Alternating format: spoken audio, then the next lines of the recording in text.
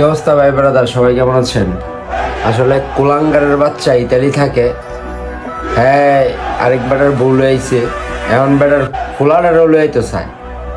আচ্ছা, কোনো বাবা কি পারবো তার সন্তানকে মানে নিজের ওয়াইফ চলে গেছে তারপরও আবার সন্তানও দিয়ে দিতে? এই বাইঞ্চোদ, তুই মানুষ না কমজাত?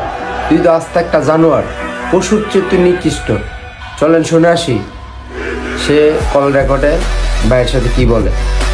ইতালি প্রবাসী কটা কথা বলতে চাই যে আজকে আমার থেকে চলে গেছে। যেমন পোলাটা দেখেন, পোলাটা নিয়ে আজকে আমি 2 মাস ধরে ঘুরতেছি।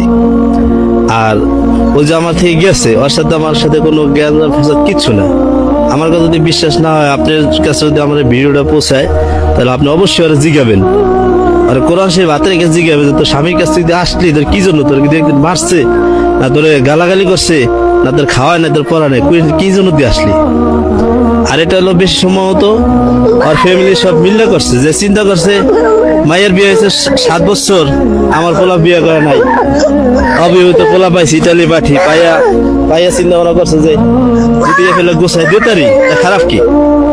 তারা নিজেরা এটা হয়তো ষড়যন্ত্র করে করছে, কিন্তু আমার জন্য এটা এখন খুবই একটাই হয়ে গেছে যে আমার পোলা কান্দাকাটি করে সবসময়ের জন্য। এই পোলা কান্দাকাটি আমার সহ্য হয় না, এই জন্য আপনাদের কাছে আমি জানাইলাম কথাগুলা।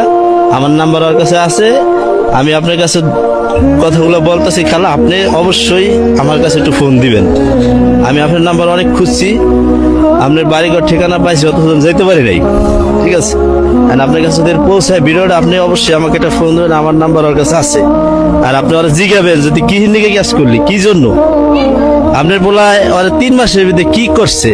3 মাসের ভিতরে মনে করেন টাকা দিয়েছে প্রায়, আমার যার সাথে দিয়েছে 2 দিনে 50,000 টাকা, এরপরে দিয়েছে আরো 20,000 টাকা মতন। এই টাকা দিয়ে আর টাকার লোভ দিয়ে আজকে লয়ে গেছে, ও টাকার লোভ দিয়ে লয়ে গেছে। ও আপনার পোলায় চিন্তা করলো না যে এই পোলাটা আনলে কি হবে, মানে বউটা নিয়ে গেলে এই পোলাটা কি হবে।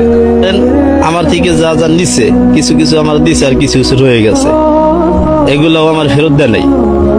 এইগুলো হলো পরে ও যদি পোলাদের মুখে দিকছে ফিরে আসতো, তাহলে আমি ওরা গ্রহণ করে মেনে নিতাম। আমার সব একদিক, আমার পোলা আর একদিক।